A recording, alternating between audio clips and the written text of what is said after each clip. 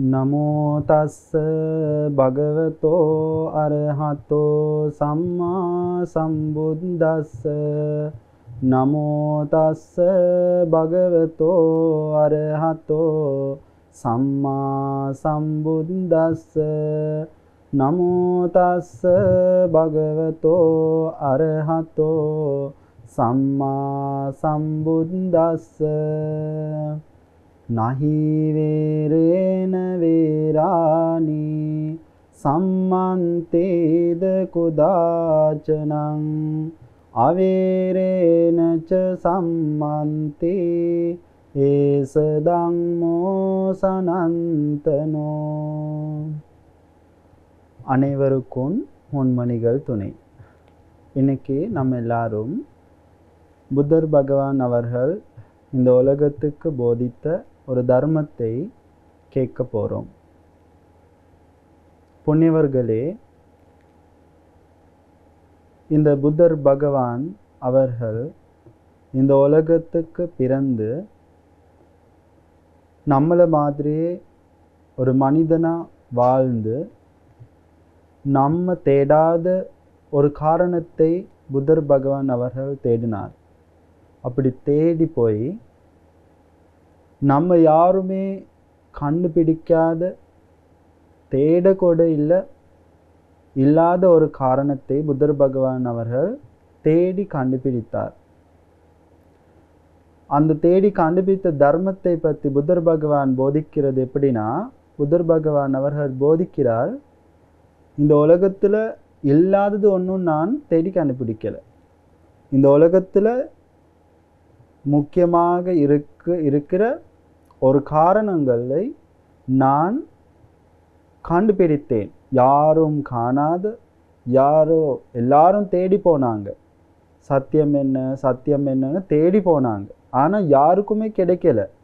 புத்தர் பகவான் போதிக்கிறார், யாருக்குமே கிடைக்காத அந்த சத்தியத்தை நான் தேடி கண்டுபிடித்தேன். நான் தேடி கண்டுபிடித்த தர்மத்தை எல்லாருக்கும் போதிக்கிறேன்னு இந்த உலகத்துக்கு புத்தர் பகவான் போதித்தார். அந்த போதித்த தர்மத்தை இதுவரைக்கும் நம்ம எல்லாரும் கேட்டுக்கிட்டு வரோம்.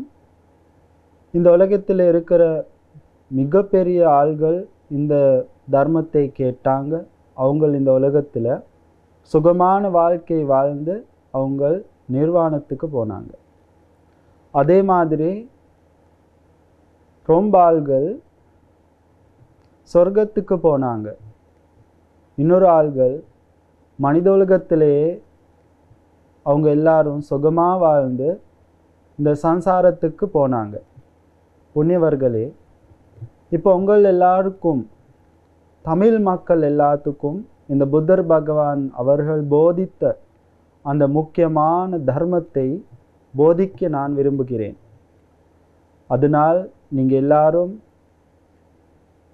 மனசால சந்தோஷமாக புத்தர் பற்றி விசுவாசத்தை வச்சு, அதே மாதிரி புத்தர் பகவான் எந்த மாதிரி ஒரு தர்மத்தை போதித்தாரோ அந்த போதித்த தர்மத்தை நான் விசுவாசிக்கிறேன் அப்படின்னு விசுவாசத்தை வச்சு, அதே மாதிரி இந்த தர்மத்தை போதிக்கிற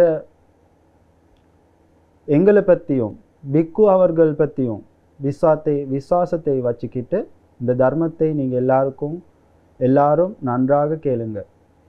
அப்படி கேட்டால் உங்களுக்கும் எல்லாருக்கும் இந்த உலகத்தில் புத்தர் பகவான் அவர்கள் போதித்த தர்மத்தை கேட்டு யாராவது மனித உலகத்தில் இருக்கிற போதே எந்த மாதிரி ஒரு சுகங்கள் அனுபவிச்சாங்களோ அந்த சுகத்தை உங்களுக்கும் அனுபவிக்க முடியும்.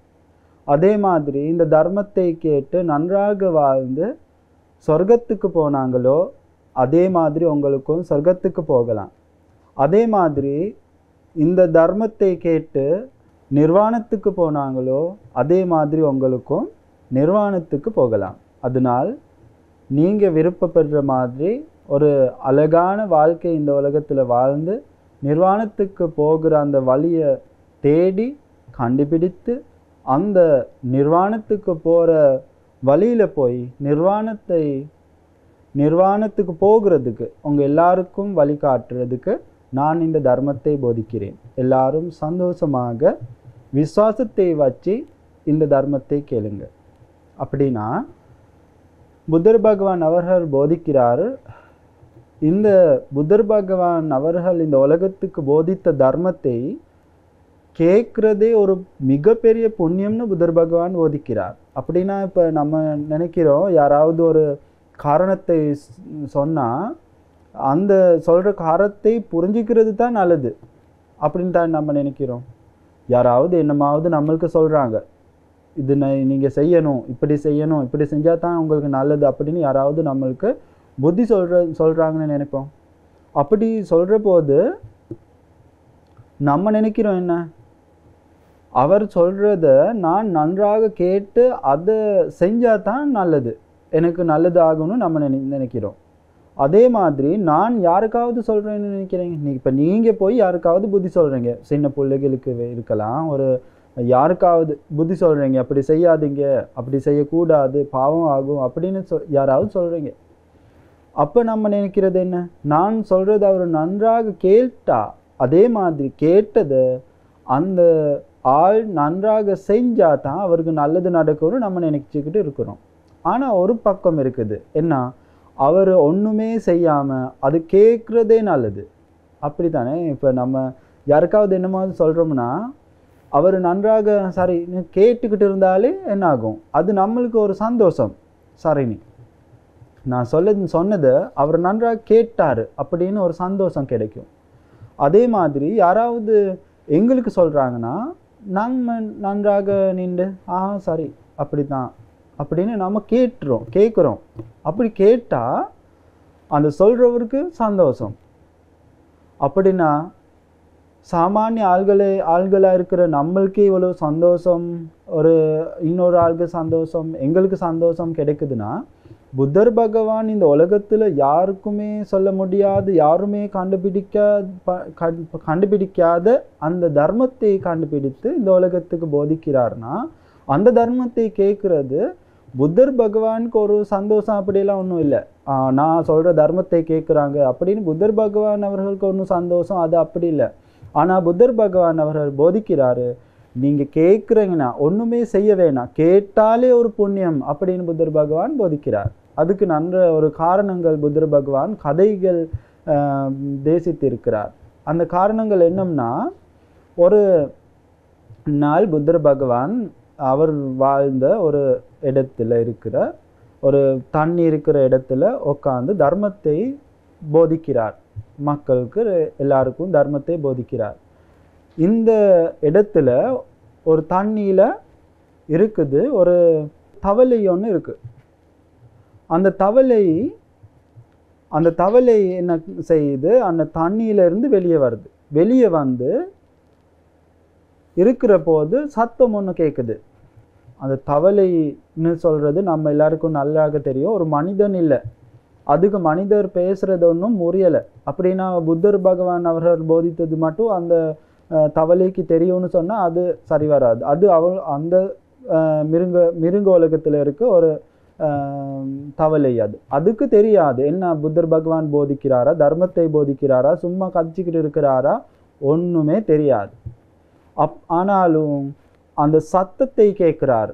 அது நன்றாக நினைவில் வச்சுக்கோங்க. என்ன கேட்குறாரு, சத்தத்தை மட்டுமே தான் கேட்டிருக்கிறார். அந்த சத்தத்தை கேட்டுக்கிட்டு இருக்கிற அந்த தவளை அழகாக சத்தத்தை கேட்டுக்கிட்டே இருக்கிறார். அந்த சத்தத்தை கேட்டுக்கிட்டு இருக்கிற போது ஒரு ஆள் ரோட்டில் போகிறாங்க. மாடு பார்த்துக்கிட்டு இருக்கிற ஒரு ஆள், மாடு பார்த்துக்கிட்டு இருக்கிற ஆள்கிட்ட என்ன இருக்கும், ஒரு குச்சி இருக்கிறோம் கையில், அதுவும் எடுத்துக்கிட்டு தான் வந்துக்கிட்டு இருக்காங்க. அப்படி வர்றபோது அவர் காண்றாரு புத்தர் பகவான் தர்மத்தை போதிக்கிறார். இவர் என்ன நினைக்கிறாரு, நானும் தர்மத்தை கேட்க வேண்டும் அப்படின்னு இவரும் என்ன பண்ணுறாரு, போகிறார் புத்தர்கிட்ட. போகிற போது அவர்கிட்ட கையில் இருந்த குச்சி என்ன செய்கிறாரு, கீழே குத்திட்டு போகிறார். கீழே குத்திட்டு போய் அவர் உட்காந்து தர்மத்தை கேட்குறார். இப்பொழுது ஒரு காரணம் ஆகியிருக்கு. என்ன காரணம்னா, அந்த சத்தத்தை கேட்டுக்கிட்டு இருந்த தவளை மேலே தான் அவர் குச்சியை வச்சார். குச்சியை கொண்டு போய் கீழே குத்தினார். குத்திட்டு அவருக்கு தெரியாது ஒன்றுமே, அவர் தெரியாது, கீழே குத்திட்டு அவர் போயிட்டார். ஆனால் அவர் குத்துனது எங்கே குத்தி இருக்கிறாரு, அந்த சத்தத்தை கேட்டுக்கிட்டு இருந்த தவளை மேலே தான் கொத்தி இருக்கிறார். பாருங்க, இப்போ நடந்தது என்னன்னா, அந்த தவளை அப்படியே இறந்து போறார். மிருக உலகத்தில் இருக்குது. நம்ம எல்லாருக்கும் நன்றாக தெரியும், மிருக உலகங்கிறது சொல்றது ஒரு பாவமான உலகம்னு நம்ம எல்லாருக்கும் தெரியும். புத்தர் பகவான் போதி தர்மம் காரணத்தால் பார்த்தா அந்த மிருக உலகம்னு சொல்றது ஒரு பாவமான ஒரு உலகம். அழகான உலகம் தான் புத்தர் பகவான் சொல்றார். இந்த உலகத்தில் இருக்கிற அழகான என்னமாவது இருந்துன்னா அதில் ஒன்று தான் இந்த மிருக உலகம் அப்படின்னு புத்தர் பகவான் போதிக்கிறார். அப்படின்னா இந்த உலகத்தில் இருக்கிற அழகான உலகம் தான் அந்த மிருக உலகம். ஆனால் அது ஒரு பாவ உலகம். பாவம் பட்டு தான் அங்கே போய் நம்ம பிறப்போன்னு புத்தர் பகவான் போதிக்கிறார். அப்படின்னா அந்த பாவ உலகத்தில் இருந்த இந்த ஒரு தவளை என்ன பண்ணுது, அந்த புத்தர் பகவான் போதித்த தர்மத்தை ஒன்றுமே அர்த்தம் இல்லாமல் சத்தத்தை கேட்டுக்கிட்டு இருந்தது மட்டுமே தான் செஞ்சாங்க. அவர் புத்தர் பகவான் போதிக்கிறாருன்னு கூட அவனுக்கு தெரியாது. அப்படி கேட்டுக்கிட்டு இறந்து போகிறார். இறந்து போய் எங்கே பிறந்தாருன்னு போதிக்கிறார்? சொர்க்கத்தில் பிறந்தாருன்னு சொல்கிறாங்க. சொர்க்கத்தில் ஒரு அழகான இடத்துல பிறந்தாருன்னு சொல்கிறாங்க. அப்படின்னா பாருங்க, அங்கே இருந்து சொர்க்கத்தில் இருந்து புத்தர் பகவானை தேடி வந்து புத்தர் பகவானோட பேசி புத்தர் பகவான்கிட்ட சொல்கிறாரு, புத்தர் பகவானே, நீங்கள் போதித்த தர்மத்தை நான் ஒன்றுமே தெரியாமல், நீங்கள் போதித்த அந்த தர்மத்தை நான் காதில் கேட்டுக்கிட்டு இருந்தது மட்டுமே செஞ்சேன். ஆனால் அந்த புண்ணியத்தினால நான் இப்போ சொர்க்கத்தில் இருக்கேன் அப்படின்னு ரொம்ப சந்தோஷமாக அவங்க சொல்கிறாங்க. இப்போ பாருங்க, நன்றாக பாருங்க, புத்தர் பகவான் போதித்த காரணம் எவ்வளோ முக்கியமான சத்தியமான ஒரு காரணம்னு. புத்தர் பகவான் என்ன போதித்தாரு? நான் போதித்த தர்மத்தை யாராவது ஒன்றுமே செய்யாமல் கேட்குறதே பெரிய புண்ணியம்னு சொன்னார் தானே. அப்படின்னா இப்போ புத்தர் பகவான் போதித்த இந்த தர்மம் எவ்வளோ சத்தியமான காரணம் இந்த கதையில் நம்மளுக்கு புரிய வருது. எப்படின்னா, ஒரு தவளை ஒன்றுமே தெரியாத, மனித உலகத்தில் பேசுகிற ஒரு வார்த்தை கூட தெரியாத ஒரு தவளை என்ன ஆகுனது? சொர்க்கத்துக்கு போய் பிறந்தாங்க. எதனால?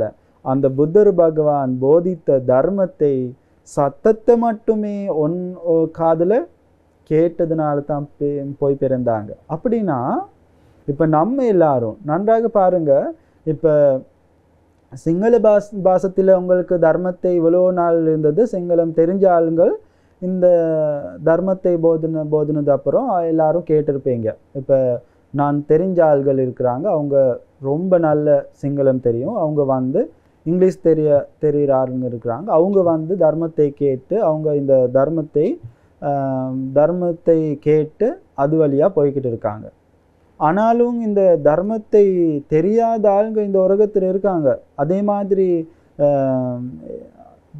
எந்த மொழியில் சொன்னாலும் அவங்களுக்கு புரியாது, தமிழ் மொழியிலேயே சொல்லணும். அப்படின்னா இப்போ நம்ம தமிழ் மொழியில் தான் இப்போ சொல்கிறோம். அப்போனா உங்கள் எல்லாருக்கும் எவ்வளோ முக்கியமான ஒரு காரணம்னு பாருங்கள். இப்போ தமிழ் மொழியிலே நம்ம கேட்குறதும் நல்லாக புரியுது. அப்படின்னா உங்களுக்கு தர்மத்தை ஒன்றுமே செய்யாமல் கேட்குறதே ஒரு புண்ணியம்னா. நன்றாக பாருங்க, இப்போ நம்ம சொல்கிறது நன்றாக நம்மளுக்கு புரியுது. நம்மளோட மொழியிலேயே பேசுகிறாங்க, நம்மளோட மொழியிலேயே அந்த தர்மத்தை போதிக்கிறாங்க. அப்படின்னா உங்கள் எல்லாரோடையும் ஒரு புண்ணியம் தான் இது. இந்த தர்மத்தை கிடைச்சதும் ஒரு புண்ணியமான காரணம். அதனால நீங்களும் எனக்கும் இந்த மாதிரி ஒரு புண்ணியமான ஒரு காரணத்தை கேட்குறதுக்கு ஒரு புண்ணியம் பண்ணியிருக்கிறேன். நானும் இந்த சம்சாரத்தில் இதுக்கு முன்னால் ஜன்மத்தில் ஏதோ நான் செஞ்ச ஒரு புண்ணியத்துக்கு தான் இந்த புத்தர் பகவான் போதித்த தர்மத்தை எங்களோட மொழி, நான் தெரிஞ்ச மொழியிலே கேட்குறதுக்கு ஒரு நேரம் கிடைச்சிருக்கு, ஒரு இடம் கிடைச்சிருக்குன்னு சந்தோஷப்பட்டு இந்த தர்மத்தை எல்லாரும் கேளுங்க. நானும் அவ்வளோ தமிழ் மொழி அவ்வளோவாக தெரியாது, தெரிஞ்ச தமிழில் நானும் எல்லாருக்கும் இந்த தர்மத்தை போதிக்கிறேன். எல்லாரும் இந்த தர்மத்தை கேளுங்க. கொஞ்சம் கொஞ்சமாக நம்ம இந்த தர்மத்தை புரிஞ்சுக்குவோம். அப்பொழுது எனக்கும் நல்லா தமிழ் தெரிய வரும், உங்களுக்கும் நல்லது நடக்கும், எனக்கும் நல்லது நடக்கும், உலகத்துக்கு எல்லாத்துக்கும் நல்லது நடக்கும். அதனால நம்ம எல்லாரும் நன்றாக இந்த தர்மத்தை கேட்போம். புண்ணியவர்களே, நான் இன்னைக்கு போதிக்க போகிற காரணம்தான் நகை வேறேன வேறாணி சம்மாந்தி இது குதாச்சனம் அவேரேனு சம்மாந்தி ஏசதாமோ சனந்தனம். புத்தர் பகவான் அவர்கள் இந்த உலகத்துக்கு போதித்து முக்கியமான ஒரு தர்ம காரணத்தை இன்னைக்கு நான் போதிக்க போறேன். நீங்க எல்லாருக்கும் இந்த உலகத்துல வாழ்ற போது, இந்த உலகத்துல வாழ்ற போது, அம்மா அப்பாவோட வாழ்ற போது, பிள்ளைகளோட வாழ்ற போது, நண்பர்களோட வாழ்ற போது, ஒரு முக்கியமான ஒரு வாழ்க்கைக்கு முக்கியமான ஒரு காரணம் தான் இந்த காரணம். என்னம்னா, ஒரு நம்மளுக்கு கோபம் வரும், சண்டை போடுவோம், அம்மா அப்பாவோடையும் சண்டை போடுவோம், பிள்ளைகளோட சண்டை போடுவோம், அதே மாதிரி மனைவி கணவர் அவங்களோடையும் சண்டை போடுவோம், அதே மாதிரி நம்மளுடைய அன்பான ஆள்கள் கூட சண்டை போட்டு அவங்க எல்லாரோட பிரிஞ்சு போய் வருஷ கணக்கில் நம்ம எல்லாரும் சண்டை போட்டு கதைக்காமல் இருப்போம். அப்படின்னா சாகிற போதும், இல்லை நம்ம எல்லாரும் இறந்து போகிறோம் இந்த உலகத்தில், அப்படி இறந்து போகிற போதும் நம்ம எல்லாரும் யாராவது பற்றி கோபமாக தான் சாவோம். ஐயோ அவன் அப்படி செஞ்சுட்டான், அவன் உயிரோடு இருக்கிற போதே நான் செத்து போகிறேனே அப்படின்னு நினைக்கிறோம்.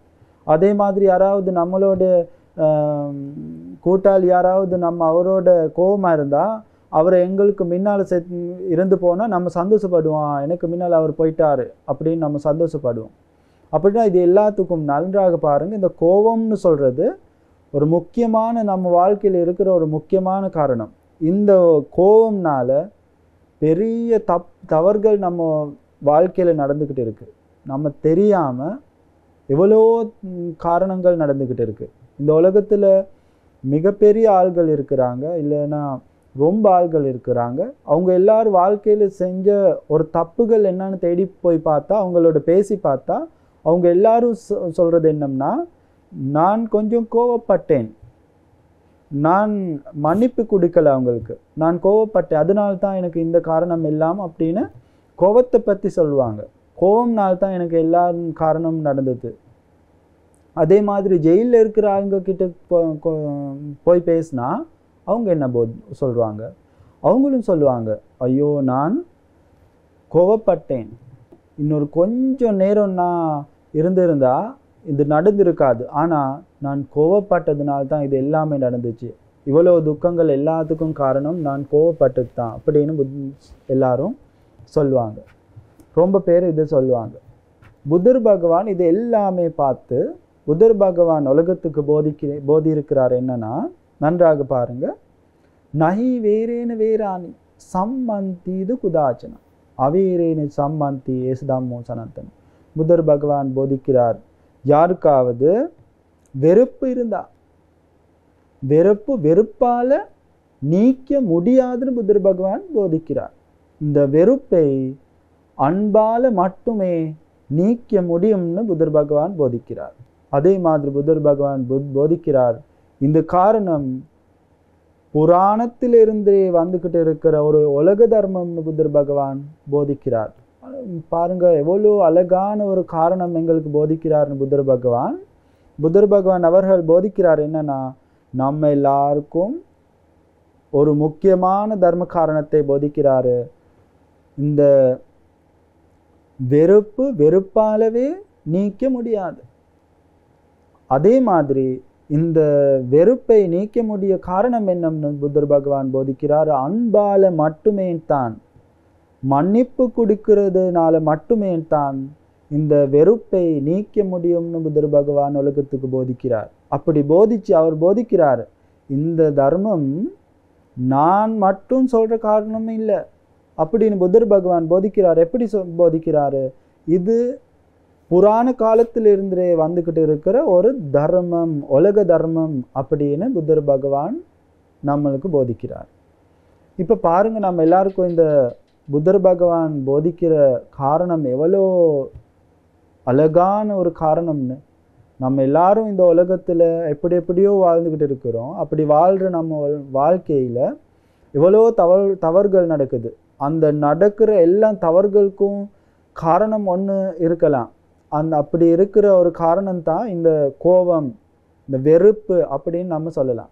அப்படின்னா புத்தர் பகவான் போதிக்கிறார், எப்பயாவது யார் மேலேயாவது வெறுப்பு வந்தா, இல்லைன்னா யாராவது நமக்கு வெறுப்பு பண்ணனா, அப்படின்னா என்ன பண்ணலாம், யாராவது எனக்கு வந்து அடிக்கிறாங்க, இல்லை யாராவது வந்து திட்டுறாங்க, இல்லை யாராவது வந்து எனக்கு தப்பு பண்ணுறாங்க. அப்படி தப்பு பண்ணுனா நான் என்ன பண்ணுறது? நானும் அவருக்கு கோவப்படுவேன். எதுக்காக நீ இப்படி என்ன செஞ்ச? நான் உனக்கு ஒன்றுமே பண்ணலையே, தப்பு ஒன்றும் பண்ணலையே, நீ எதுக்கு எனக்கு தப்பு பண்ணுற அப்படின்னு நம்ம கோவப்படுவோம், வெறுப்புப்படுவோம். அப்படி வெறுப்பு பண்ணி என்ன பண்ணுறது? கோவப்பட்டு அவருக்கு திட்டுவோம். நம்ம திட்டுறதுக்கு அப்புறம் அவர் என்ன பண்ணுவார்? நான் அது நினச்சி பண்ணலை, இல்லை நினச்சே பண்ணாலும் நான் என்ன பண்ணுறேன் அப்படின்னு அவரும் கோவப்படுவார், அவரும் வெறுப்புப்படுவார்.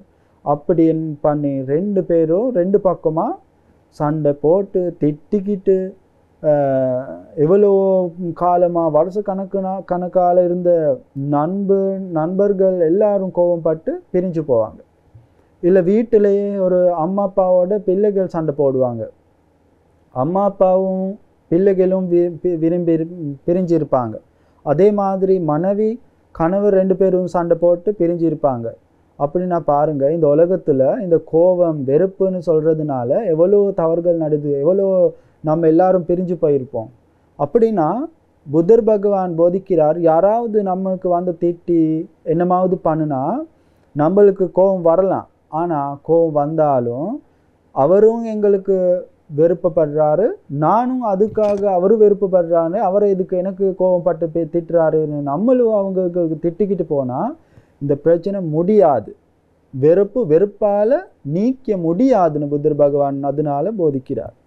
அப்படின்னா புத்தர் பகவான் போதிக்கிற காரணம் என்னம்னா, அவர் எனக்கு வெறுப்பப்பட்டு என்கிட்ட வந்தாலும் கோவப்பட்டு என்கிட்ட வந்தாலும் எனக்கும் கோபம் வரும்.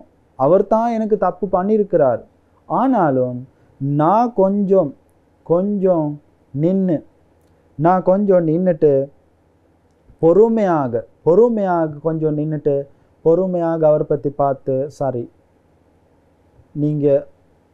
அப்படின்னு நான் கொஞ்சம் பக்கமாக போயிட்டா பிரச்சனை அதிலே நின்று போயிடும்.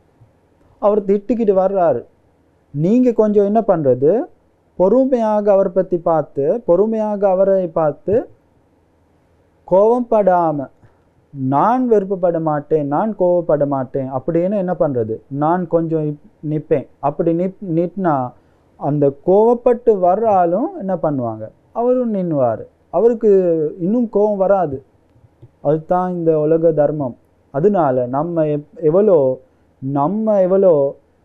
நின்று அதே மாதிரி பொறுமையாக எவ்வளோ நேரம் நிற்கிறோமோ அதே அளவுக்கு அந்த வெறுப்பப்பட்டு என்கிட்ட வர்ற அந்த கோவப்பட்டு நம்ம கிட்ட வர்றாள் அந்த கோபம் அந்த வெறுப்பம் அப்படியே நிற்கிறதுக்கு நின்று போகிறதுக்கு காரணமாகும். ஆனால் அவர் திட்டிக்கிட்டு வர்ற போது அவர் என்னமாவது சொல்கிற போது நானும் கோவப்பட்டு நானும் விருப்பப்பட்டு போய் சண்டை போடுறேன்னா இது 1 இல்லை 2 இல்லை 3 இல்லை வருஷ கணக்கில் போயிட்டு இருக்கும். அதுவும் வருஷ கணக்கில் மட்டுமே இல்லை, குடும்பத்தாளுங்களும் சண்டை போடுவாங்க, அதுலேயும் நிற்காது, ஜன்மமாக போய்கிட்டு இருக்கும். ஜன்மமாக இதுக்கு அப்புறமும் எங்கேயாவது பிறந்தோம்னா அப்பவும் அந்த கோபத்திலே நம்ம இறந்து போய் அங்கிருந்தோம் எங்கேயாவது அவரை பார்த்தா நம்ம கோவப்படுவோம். அதுதான் இந்த உலக தர்மம். அதனால்தான் புத்தர் பகவான் போதிக்கிறார், இந்த வெறுப்பை வெறுப்பாலவே நீக்க முடியாதுன்னு புத்தர் பகவான் போதிக்கிறது அதனால தான். அப்படின்னா நம்ம எல்லாரும் இந்த தர்மத்தை நன்றாக புரிஞ்சுக்க வேண்டும். இப்போ டிவியிலெல்லாம் போனது இந்த இலங்கையில் ஆன ஒரு காரணத்தை பற்றி.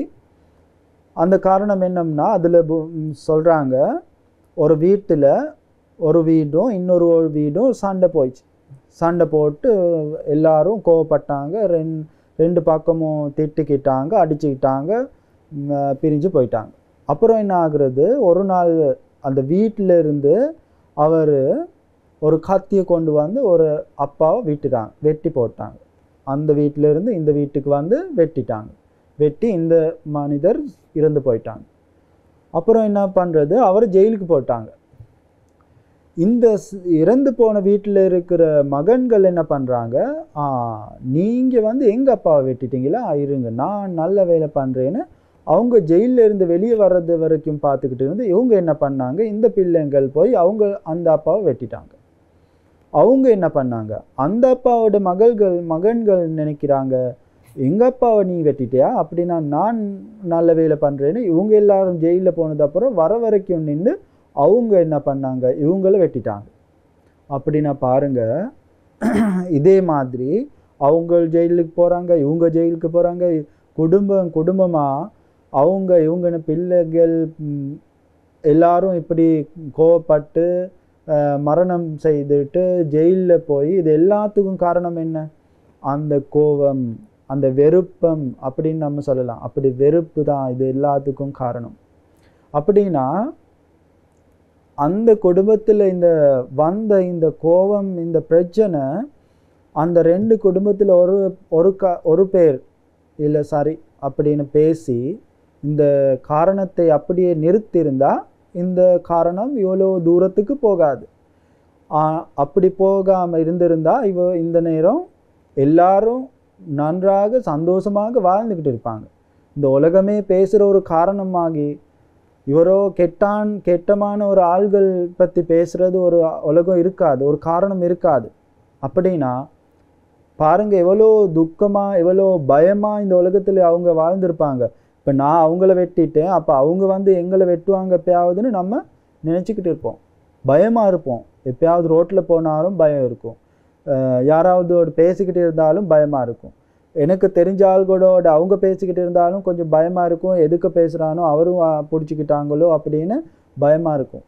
அப்படின்னு பாருங்கள், இந்த பயம் இது எல்லாமே எதுனால? அந்த கோபம்னால தான். அந்த நம்ம ஒரு நேரம் அவருக்கு மன்னிப்பு கொடுக்காம இருந்ததுனால தான் இது எல்லாத்துக்கும் காரணம். அப்படின்னா இப்போ பாருங்கள், நீங்கள் எல்லாரும் தமிழ் ஆளுங்க ரொம்ப படங்கள் பார்ப்பீங்க. அந்த படத்தில் ஒரு மாதிரி இருக்கும், ஒரு ஹீரோ இருப்பாங்க, ஒரு இன்னொரு ஆள் இருப்பாங்க. அவர் என்ன பண்ணுவாங்க, சண்டை போடுவாங்க. 2 பேரும் என்னமாவது காரணம் பண்ணி சண்டை போட்டு வில்லனை அடிப்பாங்க. அடித்ததுக்கு அப்புறம் என்ன பண்ணுவாங்க, வில்லன் ஒரு தப்பு செஞ்சாங்க, அதனால தான் ஹீரோ அடிப்பாங்க, அதுதான் காரணம். அப்படி அடித்ததுக்கு அப்புறம் என்ன பண்ணுவாங்க, அந்த வில்லன் போய் அவரோட பெருசாளுகள் எல்லாத்துக்கும் கொண்டு பிளான் பண்ணி அவங்கள அடிப்பாங்க.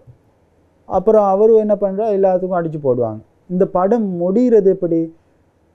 ஒரு 3 காரணங்களுக்கு. எப்படி? ஒன்று தான் அவர் அடித்து அவரை கொலை பண்ணி கதையை அப்படியே முடிச்சுப்போம், அவர் செத்து போயிட்டாரு, சாரி கதையை முடிப்போம்.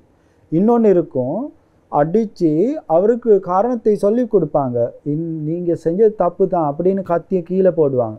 இனிமேல் அதெல்லாம் பண்ணாதீங்க, நீங்கள் செய்கிறது தப்பு அப்படின்னு கத்தியை கீழே போடுவாங்க. அதில் கதை முடிஞ்சு போகிறோம், அந்த வில்லன் எல்லாத்தையும் புரிஞ்சுக்கிட்டாங்க. இன்னொன்று இருக்கும், வில்லனும் அதே மாதிரி ஹீரோவும் 2 பேரும் அன்பாகுவாங்க, சரி அப்படின்னு. அப்படி ஆகுனதுக்கப்புறம் கதை முடிஞ்சு போகும். அப்படின்னா பாருங்கள், இதில் நம்ம எல்லாரும் சந்தோஷப்படின காரணம் என்னம்னா, அந்த சண்டை போட்டு அந்த சண்டையில் அந்த வில்லன் செத்து போனால் நம்ம எல்லாருக்கும் சந்தோஷம், அடித்து ஹீரோ அவங்க ஜெயிச்சிட்டாங்க அப்படின்னு சந்தோஷப்படுவோம். ஆனால் பாருங்கள், உண்மையான வாழ்க்கையில் இந்த காரணத்தை நம்ம எடுத்து நம்மளும் சண்டை போட்டோம்னா அந்த சண்டைத்தினால முதல்ல நான் சொன்ன அந்த கதையும் பார்த்து இந்த காரணத்தை பார்த்தா பாருங்கள், நன்றாக என்ன நடக்குதுன்னா, யாராவது ஒரு ஆள் இன்னொரு ஆளுக்கு அடித்தா அவங்க சரின்னு இந்த தப்பை புரிஞ்சுக்கிட்டு வந்தால் சரி. அப்படி இல்லைன்னா இந்த காரணம் வந்துக்கிட்டே வரும். பாவம் செஞ்சுக்கிட்டே இருப்போம். இப்போ பாருங்கள், உண்மையான வாழ்க்கையில் ஒரு மனிதனை நம்ம சாகடிச்சுட்டோம்னா, அப்படின்னு சொல்கிறது சரியானு தெரியாது, ஆனால் சாகடிச்சிட்டோன்னு தான் நம்ம சொல்லலாம். அந்த சாகடிச்சிட்டோம்னா பாருங்கள், நன்றாக எவ்வளோ பாவம். புத்தர் பகவான் அவர்கள் போதிக்கிறார் இந்த உலகத்துக்கு, மிருக உலகத்தில் இருக்கிற ஒரு மிருகத்தை, யாராவது சின்ன ஒரு மிருகத்தை கூட நம்ம சாகடிச்சிட்டா அதுக்கு ஒரு பாவம் சேர்க்கும். அந்த பாவத்தை நம்ம அனுபவிக்க வேண்டும் அப்படின்னு புத்தர் பகவான் போதிக்கிறார். எப்படி அனுபவிக்கணும்னு போதிக்கிறாரு. இந்த உலகத்தில் இருக்க நம்ம பிறந்ததுக்கு அப்புறம் நம்ம எல்லாரும் தெரியும், அம்மாவோட வயிற்றுக்கு வந்த உடனே போயிடுவாங்க. அதே மாதிரி பிறக்கிறதுக்கு முன்னால் போயிடுவாங்க. அதே மாதிரி பிறந்து ஒரு நாள் இருந்து போயிடுவாங்க. பிறக்கிற போதே செத்து போயிடுவாங்க. அதே மாதிரி ஒரு 5 வருஷம் 10 வருஷம் 20 வருஷம் இருந்து போயிடுவாங்க. அதே மாதிரி இன்னொரு ஆள் இருப்பாங்க, ஒரு 60 வயது இருந்து சந்தோஷமாக ஆயுஷம் முழுக்க இருந்துட்டு இறந்து போயிடுவாங்க. அப்படின்னா அந்த சின்ன காலத்திலேயே இருந்து போகிறதுக்கு என்ன காரணம்? யாரோட விருப்பம் அது? யாராவது அந்த விருப்பம் அவரோட விருப்பம் அது இப்படின்னு சொன்னால் அதில் ஒரு காரணம் இருக்கணும். எதுக்காக அவர் மட்டும் அப்படி இருந்து போனாங்க? எதுக்காக ஏன் பிள்ளை மட்டும் இருந்து போனாங்க அப்படின்னா எங்களுக்கு ஒரு கேள்வி இருக்கும். ஆனால் புத்தர் பகவான் நம்மளுக்கு போதிக்கிறாரு, இந்த மரணம் ஆகிறதுக்கு, இந்த பாவம் அனுபவிக்கிறதுக்கு வேற யாரும் காரணம் இல்லை, நீங்களே செஞ்ச ஒரு காரணம் தான் இதுக்கு காரணம். என்ன காரணம்? நீங்கள் இதுக்கு முன்னால் ஜன்மத்தில் எங்கேயாவது இடத்துல இந்த மிருகங்களை நீங்கள் சாகடிச்சிட்டிங்கன்னா என்ன ஆகும்? அதுக்கு ஒரு பாவம் சேர்க்கும். அந்த பாவத்துக்கு கிடைக்கிற தண்டனை தான் சின்ன காலத்திலே இந்த ஆயுஷம் முழுக்க இருக்காமல் செத்து போகிறது. இதுதான் காரணம், இதுதான் பாவம், இதுதான் நம்ம அனுபவிக்க வேண்டியதுன்னு புத்தர் பகவான் இந்த உலகத்துக்கு போதி இருக்கிறார். அப்படின்னா பாருங்க, ஒரு மிருகத்தை கொன்னாலே இவ்வளோ பாவம்னா, இப்போ நம்ம ஒரு மனிதர்கள் வாழ்க்கை இல்லாமல் பண்ணிட்டு அவரை சாகடிச்சிட்டா எவ்வளோ பாவம் சேர்க்கும். அப்படின்னா நம்ம ஒரு பிரச்சனை வந்ததுக்கு அப்புறம் அந்த பிரச்சனைக்கு தீர்ப்பு இதுதான்னு சொல்லி ஒரு மனிதனை போய் கொல்றோம்னா அதனால நம்மளுக்கு சேர்க்கிற எவ்வளோ பாவங்கள் நம்ம சேர்த்து வச்சுக்கிற போகிறோம். அப்படின்னா அது நன்றாக நம்ம எல்லாரும் புரிஞ்சுக்க வேணும். அப்படின்னா புத்தர் பகவான் உலகத்துக்கு போதிக்கிற இந்த காரணத்தை நன்றாக பார்த்தா, இந்த கோபம், இந்த வெறுப்பு இது எங்கள் வாழ்க்கைக்கு வந்துச்சுன்னா அவரோட போய் பேசி, நம்ம பொறுமையாக போய் பேசி இந்த காரணத்தை நிப்பாட்ட வேணும். அப்படி நிப்பாட்டினா நம்ம 2 பேரும் நன்றாக வாழுவோம், சந்தோஷமாக வாழுவோம். எனக்கு தெரிஞ்ச ஒரு ஆள் இருக்கிறாங்க, அவங்க தர்மத்தை தெரியாதனால ஒரு 30 வருஷம் கொஞ்சம் 2-3 வருஷம் இல்லை, 30 வருஷமா ஒரு ரோட்னால சண்டை போட்டு பிரிஞ்சிருக்கிறாங்க. இந்த வீட்டும் அந்த வீடும் அப்படி பிரிஞ்சிருக்கிறாங்க.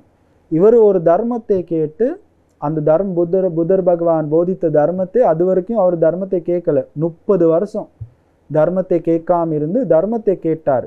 தர்மத்தை கேட்டதுக்கு அப்புறம் அவர் புரிஞ்சுக்கிட்டாரு, இப்படி நான் கோவப்பட்டு இருக்கிறது எனக்கு ரொம்ப கஷ்டம். நான் சேர்த்து வச்சுக்கிற அவர் கண்டாலே எனக்கு கோபம் வருது. அது எல்லாமே அவர் ரோட்டில் போகிறத பார்த்தாலும் கோபம் வருது, அவர் என்னமாவது வேலை பண்ணிக்கிட்டு இருந்தாலும் கோபம் வருது, ஏன் ரோட்டில் போனாலும் கோபம் வருது. அதனால இது எனக்கு மனம் வலி, இது சரி வர்றது. அதனால நான் அவர்கிட்ட போய் மன்னிப்பு கேட்கணும் அப்படின்னு. அவர் தப்பு செஞ்சுருக்கலாம், அது எனக்கு காரணம் இல்லை. இன்னும் என்ன செஞ்சார்? 30 வருஷத்துக்கு அப்புறம் அவர் போனார், போய் அவர்கிட்ட சொன்னார், நம்ம எல்லாரும் 30 வருஷமாக இப்படி கோபமாக இருக்கோம், நான் அதனால இனிமேல் அதெல்லாம் தேவையில்லை, யார் தப்பு செஞ்சாலும் பரவாயில்லை, நம்ம நல்லா இருப்போம், நீங்கள் உங்களுக்கு எப்படி வேணுமோ அப்படி ரோட்டை வெட்டிக்காங்க, காரணம் இல்லை அப்படின்னு விட்டுட்டாங்க. அவங்க ரோட்டும் வெட்டலை, ஒன்றுமே இல்லை, அவங்களும் சந்தோஷமாக இருக்கிற ரோட்டில் போய் இருக்கிறாங்க, இவங்களும் சந்தோஷமாக இருக்கிறாங்க. இப்போ 2 பேரும் சேர்ந்து எவ்வளோ புண்ணியங்கள் பண்ணிக்கிட்டு இருக்கிறாங்க. அப்படின்னா பாருங்க, இந்த உலகத்தில் எப்பயாவது நம்ம விட்டு கொடுக்குறோம்னா, எப்பயாவது கோபம் இப்போ இதெல்லாம் வந்ததுக்கு அப்புறம் சரி நீங்கள் தான் சரி அப்படின்னு நம்ம விட்டு கொடுத்தோம்னா, நம்ம கோபம் அன்பால் அது பிரச்சனையை தீர்த்தோம்னா அப்படியே அந்த பிரச்சனை இல்லாமல் போயிடும். அதுதான் புத்தர் பகவான் இந்த உலகத்துக்கு போதிக்கிறார். இதை பற்றி புத்தர் பகவான் போதிக்கிறதுக்கு ஒரு காரணம் இருந்தது. அந்த காரணம் ஒரு கதை தான். அந்த கதையும் இப்போ உங்களுக்கு எல்லாருக்கும் நான் போதிக்கிறேன். புத்தர் பகவான் இந்த உலகத்தில் இருக்கிற போது நடந்த ஒரு காரணம். ஆனால் இந்த கதை ஆரம்பித்தது ரொம்ப காலத்துக்கு முன்னால். அந்த காலத்தில் ஒரு வீட்டில் ஒரு அம்மாவும் அப்பாவும் ஒரு மகனும் இருந்தாங்க. நன்றாக சந்தோஷமாக வாழ்ந்தாங்க. எல்லாம் சமைச்சு சாப்பிட்டு அழகாக வீட்டெல்லாம் வச்சுக்கிட்டு அழகாக சந்தோஷமாக இருந்தாங்க.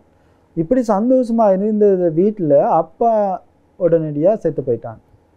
இப்படி செத்து போனதுக்கப்புறம், இறந்து போனதுக்கப்புறம் இந்த அம்மா நினைக்கிறாங்க, இப்போ நானும் பிள்ளையும் மட்டும் தான் இருக்கிறோம், இப்போ எப்பயாவது நானும் இப்போ இறந்து போயிடுவேன், அதனால என் பிள்ளைக்கு ஆக வேண்டியது நான் செஞ்சு கொடுக்க வேண்டும் அப்படின்னு நினச்சி என்ன பண்ணுறாங்க, பிள்ளைக்கு ஒரு கல்யாணம் பண்ணி வச்சுக்கிறாங்க. அப்படி கல்யாணம் செஞ்சு வச்சதுக்கப்புறம் சந்தோஷமாக 2 வருஷம் போகுது. ஆனால் மனைவிக்கு பிள்ளைகள் இல்லை. பிள்ளைகள் இல்லாமல் போனதுக்கப்புறம் என்ன பண்ணுறாங்க, அம்மா போய் மகனுக்கு சொல்கிறாங்க, நம்ம வம்சம் எல்லாம் இல்லாமல் போக போகுது, உனக்கு ஒரு பிள்ளை இருந்தால் தான் இந்த வம்சம் போகும், ஆனால் உன்னோடே நின்று போக போகுது, அதனால இன்னொரு மனைவி கொண்டு வா, எனக்கு ஒரு பிள்ளை வேணும் அப்படின்னு சொன்னதுக்கப்புறம் அம்மாவோட வார்த்தையினால இன்னொரு மனைவியை கொண்டு வந்தாங்க. இப்போ பாருங்கள் எப்படி இந்த கதை வரப்போகுதுன்னு. இப்போ 2 மனைவிகள் வீட்டில் இருக்காங்க. உங்களுக்கு எல்லாருக்கும் நன்றாக தெரியும், 2 பொண்ணுகள் ஒரே இடத்துல இருந்தால் எவ்வளோ சண்டைகள் இருக்கும். ஆனால் இந்த வீட்டில் சண்டை இல்லை. ஆனால் அந்த முதல்ல வந்த மனைவி 2வது வந்த மனைவிக்கு சொல்கிறாங்க, உங்களுக்கு ஒரு குழந்தை வயிற்றுக்கு வந்தால் எனக்கு சொல்லுங்கள், நான் உதவி பண்ணுறேன் அப்படின்னு சொல்கிறாங்க. பாசமாக தான் சொல்கிறாங்க. அவங்களும் நினைக்கிறாங்க, சரி இவ்வளோ நல்ல ஆளுங்க, இவங்க எனக்கு பாசமாக சொல்கிறாங்க அப்படின்னு வயிற்றுக்கு குழந்தை வந்தனோடையே போய் அவங்க சொல்கிறாங்க, முதல்ல வந்த மனைவிக்கு போய் சொல்கிறாங்க, இப்போ எனக்கு ஒரு குழந்தை பிறக்க போகுது அப்படின்னு சொல்கிறாங்க. அவங்களும் சந்தோஷமாக சரியா அப்படின்னு சோறுக்கு அங்கே இங்கே மருந்து போட்டு கொடுத்து அந்த பிள்ளை இல்லாமல் பண்ணுறாங்க. இது கொஞ்ச நாள் போய் பார்த்தா குழந்தை இல்லை. அப்புறம் என்ன பண்ணுறது, இன்னும் காலம் போகுது, இன்னொரு குழந்தை வயிற்றுக்கு வந்துச்சு. அப்போவும் போய் அந்த முதல்ல வந்த மனைவிக்கு போய் சொல்கிறாங்க, 2வது மனைவி போய் சொல்கிறாங்க, இப்போ மறுபடியும் எங்கள் வயிற்றுக்கு ஒரு குழந்தை வந்துச்சு அப்படின்னு போய் சொல்கிறாங்க. இப்படி சொன்னதுக்கப்புறம் அந்த முதல்ல வந்த மனைவி என்ன பண்ணுறாங்க, மறுபடியும் மருந்து கொடுத்து அந்த குழந்தையும் இல்லாமல் பண்ணிடுறாங்க. இப்போ என்ன பண்ணுறது, அவங்களும் நினைக்கிறாங்க, என்ன வயிற்றுக்கு வருது போகுது என்ன பண்ணுறது அப்படின்னு பேசிக்கிட்டு இருக்கிற போது அந்த 2வது வந்த மனைவி கிட்ட மற்ற ஆள்கள் எல்லாம் பேசுகிற போது சொல்கிறாங்க, ஒன்றும் நீ உன் வயிற்றுக்கு குழந்தை வந்ததுக்கப்புறம் அந்த முதல்ல வந்த மனைவிக்கு போய் சொல்லாதீங்க, அவங்க தான் என்னமோ பண்ணி இந்த குழந்தை இல்லாமல் பண்ணுறாங்க அப்படின்னு சொல்கிறாங்க. அப்படித்தான் அப்படின்னு இவங்களும் நினச்சி என்ன பண்ணுறாங்க, சொல்லவே இல்லை. ஆனால் சொல்லாட்டியும் 3வது தடவை குழந்தை வயிற்றுக்கு வந்ததுக்கப்புறம் என்ன ஆகும், குழந்தை வளர வயிறும் முன்னால் வரும். முதல்ல வந்த மனைவி என்ன பண்ணுறாங்க, இந்த வயிறை பார்த்து கேட்குறாங்க, என்ன இப்படி உங்களுக்கு ஒரு குழந்தை பிறக்க போகுதா? அப்போ தான் இவங்க சொல்கிறாங்க, ஆமாம் எனக்கு ஒரு குழந்தை பிறக்க போகுது. அப்படின்னா எதுக்கு எனக்கு சொல்லலை, நீங்கள் தான் 2 தடவை உங்களுக்கு சொன்னேன், நீங்கள் தான் மருந்து கொடுத்து என்னமோ பண்ணி என் குழந்தைகள் இல்லாமல் போச்சு, ஆனால் இந்த தடவை உங்களுக்கு நான் சொல்லலை, அதனால பாருங்கள் என் குழந்தை இப்போ இருக்குது அப்படின்னு சந்தோஷமாக சொல்கிறாங்க. இப்போ அவங்க நினைக்கிறாங்க என்ன, ஐயோ இப்போ எனக்கு நஷ்டமாக போகுது, இந்த வீடு எல்லாமே அவங்களுக்கு தான், இப்போ பிள்ளை பிறந்தா எல்லாரோட அன்பு எல்லாமே அவங்களுக்கு போயிடும், அப்படின்னா எனக்கு ஒன்றுமே இல்லை அப்படின்னு அவங்க சோகப்பட்டாங்க, துக்கப்பட்டாங்க. அப்படின்னு அவங்க என்ன பண்ணாங்க, அந்த வளர்ந்து இருக்கிற வயிறெல்லாம் நல்லா வளர்ந்து இருக்கிற அந்த 2வது மனைவிக்கு மருந்து கொடுத்தாங்க. இப்போ என்ன பண்ணுறது, கொஞ்சம் வயிற்றுக்கு குழந்தை வந்த உடனே இந்த மருந்து கொடுத்தா சரியாக அந்த குழந்தை இல்லாமல் போகும். ஆனால் இப்போ பெரிய கஷ்டம் வந்துச்சு, என்ன பண்ணாங்க, அவங்க சாகிற வரைக்கும் வலி வந்துச்சு. அப்புறம் அவங்க சாகிற போது சொன்னாங்க, நீ தானே மருந்து கொடுத்து இவ்வளோ ஆகிறதுக்கும் வழி காட்டின, அதனால நான் எங்கே பிறந்தாலும் நீ இந்த உலகத்தில் எப்பயாவது குழந்தை பிறப்பில் எந்த ஜன்மத்திலேயாவும் அந்த எல்லா ஜன்மத்திலையும் நான் உங்ககிட்ட பழி வாங்குவேன் அப்படின்னு சொன்னாங்க. சொல்லி இறந்து போய் இவங்க எப்படி பிறந்தாங்கன்னா ஒரு பூனையாகி பிறந்தாங்க. இதை கேட்டு அந்த கணவர் என்ன பண்ணாங்க, நீங்கள் தான் என்னுடைய குழந்தைகள் எல்லாத்தையும் கொண்டு அடித்து போட்டாங்க.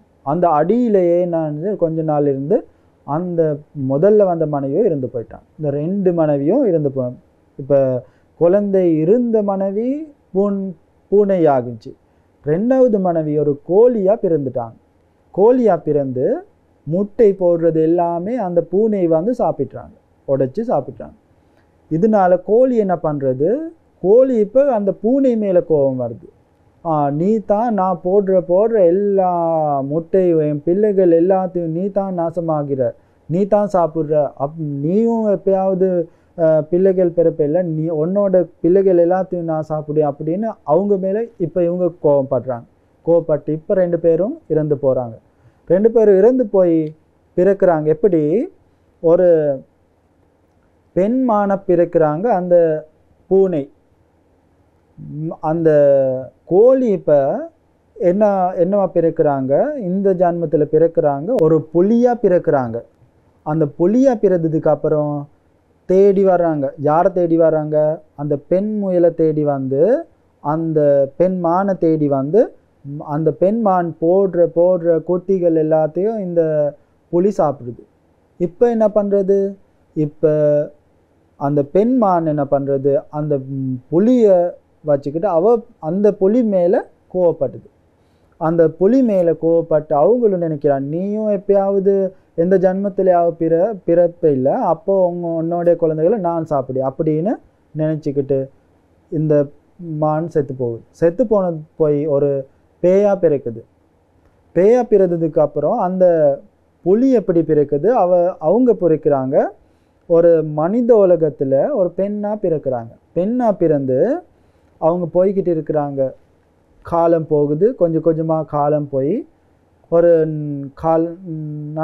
நன்றாக ஒரு காலம் போனதுக்கப்புறம் கல்யாணம் பண்ணி ஒரு பிள்ளை பிறக்க போகுது. பிள்ளை பிறக்கிற போகுது அந்த பேயா பிறந்ததுக்கு தெரிஞ்சு போகுது. இப்போ தேடிக்கிட்டு வருது, நீ தானே என்னோடைய குழந்தைகள்லாம் சாப்பிட்ட, இரு உனக்கு கொடுக்குறேன்னு பின்னால் தேடி வந்து மனித உருவத்தில் வந்து அந்த குழந்தைய சாப்பிட்றாங்க. இப்போ என்ன பண்ணுறது, சாப்பிட்டு போகிறாங்க. இப்போ அந்த அம்மாவும் தெரிஞ்சுக்கிட்டாங்க, ஒரு தடவை வந்து என்னுடைய குழந்தையில இப்படி சாப்பிட்டாங்க, ஒரு பேய் வந்து சாப்பிட்டுச்சுன்னு தெரிஞ்சுக்கிறாங்க. ரெண்டாவது குழந்தை வந்ததுக்கப்புறமும் அந்த குழந்தையும் வந்து சாப்பிட்றாங்க. மூணாவது தடவை குழந்தை வயிற்றுக்கு வந்ததுக்கப்புறம் கணவர்கிட்ட அந்த பெண்ணு சொல்கிறது, கணவரே இனிமே இதெல்லாம் பண்ண முடியாது, ஒரு பேய் வந்து என்னுடைய பிறக்கிற குழந்தைகளை சாப்பிட்டு இருக்குது, அதனால இங்கே இருக்க முடியாது, அம்மா வீட்டுக்கு போவோன்னு அந்த கணவரும் கூட்டிக்கிட்டு அம்மாவோட வீட்டுக்கு போய் அங்கே குழந்தை பெற்றுக்கிறாங்க. பேய்க்கு வர முடியாது, வராமல் இருந்துட்டு கொஞ்சம் ஒரு 2-3 வருஷம் போனதுக்கப்புறம் தேடிக்கிட்டு வராங்க. வந்து பார்த்தா வீட்டில் இல்லை. எங்கேன்னு கேட்டதுக்கு அவங்க அம்மா வீட்டுக்கு போயிட்டாங்கன்னு சொன்னதுக்கப்புறம் தேடிக்கிட்டு போகிறாங்க. தேடிக்கிட்டு போகிற போது இந்த பெண்ணும் அந்த பிள்ளையும் அந்த கணவரும் 3 பேரும் குளிச்சுக்கிட்டு இருக்கிறாங்க. அப்பொழுது கண்டாங்க அந்த பேய் வந்துக்கிட்டு இருக்குது. அப்போ தான் அந்த அம்மா சொல்கிறாங்க, அந்த என்னோட 2 பிள்ளைகளையும் சாப்பிட்ட பேய் வந்துக்கிட்டு இருக்குன்னு அந்த பிள்ளையும் தூக்கிக்கிட்டு ஓடிக்கிட்டு போகிறாங்க. ஓடிக்கிட்டு போகிற போது புத்தர் பகவான் ஒரு இடத்துல உட்காந்து மக்களுக்கு தர்மத்தை போதிக்கிறார். அந்த இடத்துக்கு ஓடிக்கிட்டு போய் புத்தர் பகவான் காலு கீழே பிள்ளையை வச்சுட்டாங்க. பிள்ளையை வச்சுட்டு புத்தர் பகவான் அவர்களுக்கு போதிக்கிறார். சொல்கிறாங்க, புத்தர் பகவான் என் பிள்ளையை காப்பாற்றுங்க, என் பிள்ளை சாக போகுது, இந்த ஒரு பேய் என் பின்னாலே வந்து சாகடிக்க போகுது, 2 பிள்ளையும் சாகடிச்சிட்டாங்க, 2 பிள்ளையும் தின்னே சாப்பிட்டாங்க, இப்போ இந்த பிள்ளையும் சாகடிக்க வர்றாங்க, இந்த பிள்ளையை பார்த்துக்கோங்க அப்படின்னு கால் கீழே வச்சுட்டாங்க. சரி நான் பார்த்துக்கிறேன்னு அந்த பேயை கூட்டு வந்து கேட்குறாங்க, எதுக்காக நீ இதெல்லாம் பண்ணுற அப்படின்னு கேட்டதுக்கு இந்த பேய் இது எல்லாமே சொல்கிறது, இதனால தான் நான் இதெல்லாம் பண்ணுறேன், இந்த பெண்ணு இதுக்கு முன்னால் ஜன்மத்தில் எனக்கு இப்படி செஞ்சுத்தி, அதனால தான் நான் இப்படி பழி வாங்குறேன் அப்படின்னு சொன்னதுக்கு புத்தர் பகவான் போதிக்கிறார், நஹி வேரேன வேராணி சம்மந்தீத குதாச்சனம் அவேரேனு சம்மந்தி ஏசுதம்மோ சனந்தனோ. இந்த உலகத்தில் யாருக்காவது கோபம் வந்துச்சுன்னா, வெறுப்பு வந்துச்சுன்னா, அந்த வெறுப்பால் நீக்க முடியாது அப்படின்னு புத்தர் பகவான் போதிக்கிறார். அந்த வெறுப்பு அன்பால் மட்டுமே தான் நீக்க முடியும். இது ஒரு உலக தர்மம், புராணத்திலிருந்து வர்ற ஒரு உலக தர்மம் அப்படின்னு புத்தர் பகவான் போதிக்கிறார். இதை கேட்டு அவங்க எல்லாரும் புத்தியுள்ள ஒரு மனிதனா, அந்த பெண்ணும் அதே மாதிரி அந்த பேயும் 2 பேரும் நன்றாக இது புரிஞ்சுக்கிட்டு அந்த புத்தர் பகவான் கிட்ட மன்னிப்பு கேட்டு பிரிஞ்சு போகிறாங்க. இனிமேல் நான் உனக்கு ஒன்றும் பண்ண மாட்டேன், நீ நன்றாக வாழ். அந்த பெண்ணும் இனிமேல் நானும் கோவப்பட மாட்டேன், உங்களுக்கு என்னோட 2 பிள்ளைகளை நீங்கள் கொன்னுட்டீங்க, நானும் உங்களுக்கு மன்னிப்பு கொடுக்கிறேன், நீங்களும் நன்றாக வாழுங்க அப்படின்னு 2 பேரும் பிரிஞ்சு போகிறாங்க. அதிலே இந்த கோபம், இந்த பழி வாங்குறது, இது எல்லாமே நின்று போச்சு. பாருங்கள், இதுதான் புத்தர் பகவான் உலகத்துக்கே போதிக்கிறார். நம்ம எல்லாருக்கும் போதிக்கிறது இதே காரணம் தான். பாருங்க, இலங்கையில் ஆன அந்த காரணத்தை பற்றி உங்களுக்கு நான் போதித்தேன். அதுலேயும் பாருங்க, இந்த கோபம், இந்த கோபம்னால இந்த உலகத்தில் எவ்வளோ தவறுகள் நடந்து எவ்வளோ கஷ்டங்கள் துக்கங்கள் அனுபவிச்சுக்கிட்டு இருக்கிறாங்க. அப்படின்னா உங்கள் வாழ்க்கையிலையும் இந்த தர்மத்தை கேட்குற போதும் எவ்வளோ துக்கங்கள் அனுபவிச்சுக்கிட்டு இருப்பீங்க. அந்த துக்கத்துக்கு காரணம் என்னன்னு நன்றாக பார்த்தா, அந்த துக்கத்துக்கு காரணம் எங்கேயாவது ஒரு இடத்துல நான் கோவப்பட்டது தான் இருக்கலாம். எங்கேயாவது இடத்துல யார் மேலேயாவது கோவப்பட்டிருப்பேன். அந்த கோபம் பட்டது தான் இப்போ நான் அனுபவிக்கிற துக்கத்துக்கு காரணம்னு நம்ம நினைக்கலாம். நன்றாக தேடி பாருங்க. இல்லை இப்போ இந்த தர்மத்தை கேட்குற நீங்களே உங்களுடைய மனைவியோடையோ உங்களோட கணவரோடையோ கோவப்பட்டு பிரிஞ்சிருப்பீங்க. இந்த நேரத்துலையும் அப்படி பிரிஞ்சிருப்பீங்க. அப்படின்னா நன்றாக பாருங்க, பிரிஞ்சு இருக்கிறதுக்கு என்ன காரணம்னு நன்றாக பாருங்க. காரணம் எப்பயாவது அவங்க உங்களை திட்டிருப்பீங்க, இல்லை நீங்கள் அவங்களுக்கு திட்டிருப்பீங்க, அவங்களே தான் தப்பு செஞ்சுருப்பாங்க. ஆனால் நன்றாக பாருங்க, நீங்கள் சந்தோஷமாக இருக்கிற காலத்தில் எவ்வளோ நல்லா சந்தோஷமாக இருந்திருப்பீங்க. இப்போ அந்த சந்தோஷம் எல்லாமே இல்லாமல் போயிடுறதுக்கு என்ன காரணம்? காரணம் என்னம்னா, நீங்கள் சண்டை போட்ட நேரத்தில் அவரே எனக்கு தப்பு செஞ்சுருக்கலாம், அவர் தான் தப்பு செஞ்சான், சாரி அவங்க தான் தப்பு செஞ்சாங்க. நான் எப்பயாவது அந்த தப்பாக அவங்க யோசிக்கவும் இல்லை, அவங்க ஏற்றுக்கவும் இல்லை.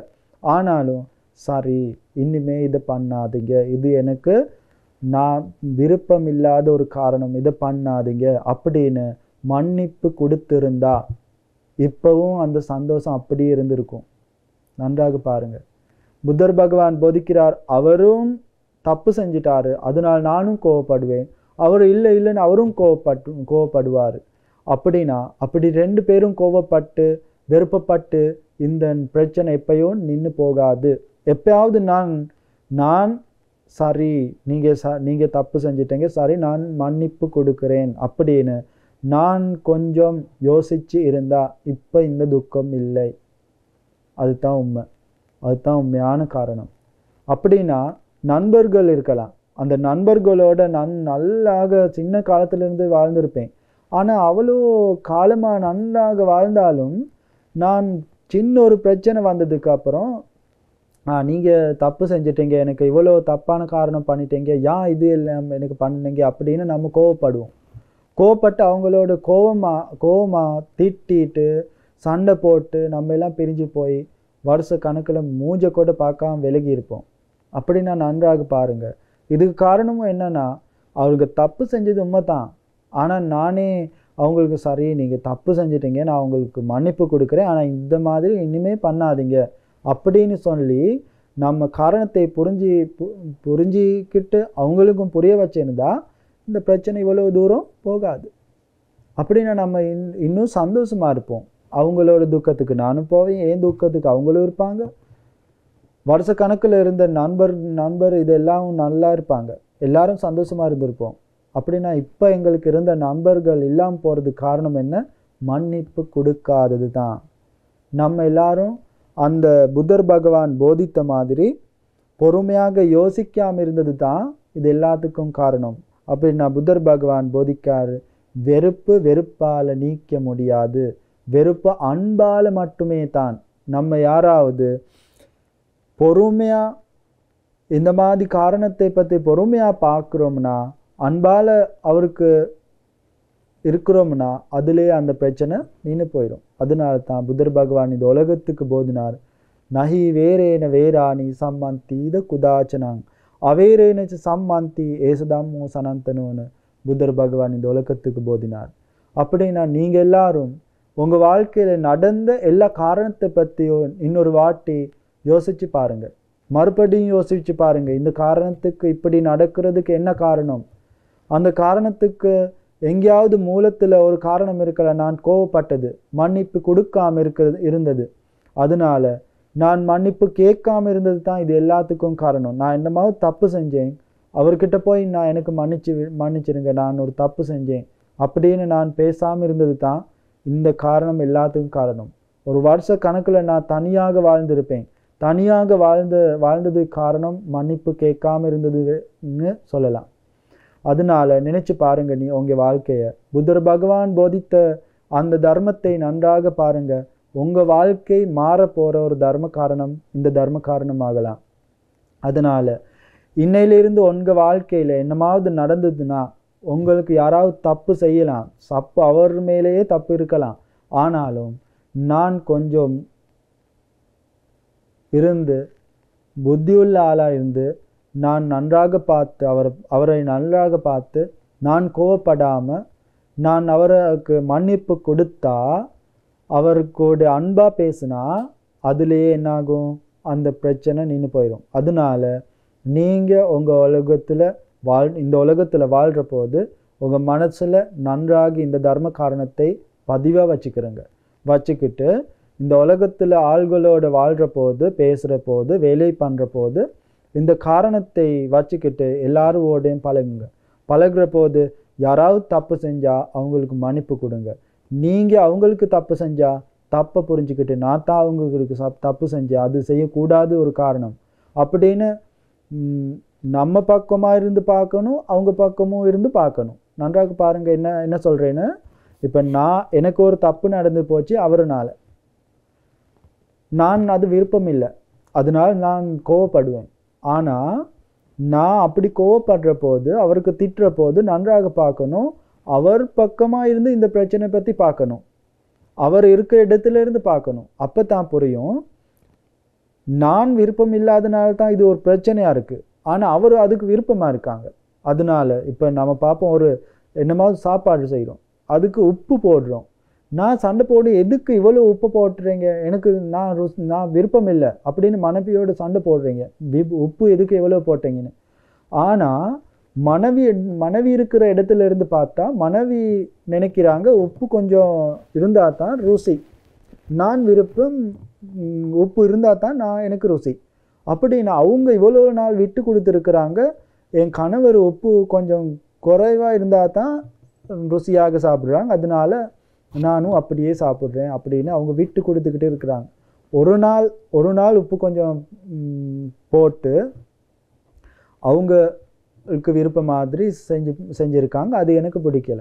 அப்படின்னா நான் கோவப்படாமல் ஒரு நாள் நின்று அவங்கள பற்றி கொஞ்சம் பார்த்து, அவங்க இருக்கிற இடத்துல இருந்து பார்த்து அவங்கக்கிட்ட அன்பாக பேசியிருந்தா, கோவப்படாமல் வெறுப்பப்படாமல் அவங்க கிட்ட கொஞ்சம் பேசி, எதனால உப்பு கொஞ்சம் ரொம்ப போட்டிருக்கீங்க, நீங்கள் உப்பு போட்டு சாப்பிட்றதுக்கு விருப்பமா அப்படின்னு கேட்டால் அவங்க ரொம்ப சந்தோஷமாக சொன்னால், ஆமாம் நான் கொஞ்சம் உப்பு போட்டு சாப்பிட்றதுக்காக நான் விருப்பம் அப்படின்னு சொன்னால், ஒரு நாள் நான் விட்டு கொடுத்தா என்ன சரி, அப்படின்னா எனக்கு கொஞ்சம் செஞ்சு அது பக்கமாக வச்சு உங்களுக்கு செய்கிறதுக்கு உப்பு போட்டுக்குங்க அப்படின்னு சொன்னால் பாருங்கள், எவ்வளோ அன்பான ஒரு காரணம், எவ்வளோ பாசமான ஒரு காரணம். ரெண்டு பக்கமும் அழகான ஒரு வாழ்க்கை, அழகான ஒரு புரிஞ்சுக்கிட்ட ஒரு வாழ்க்கை ஆகும். அப்படின்னா உங்களோட வாழ்க்கை அவ்வளோ அழகான ஒரு வாழ்க்கை ஆகிறதுக்கு புத்தர் பகவான் போதித்த இந்த தர்ம காரணத்தை உங்கள் வாழ்க்கைக்கு எடுத்துக்கோங்க.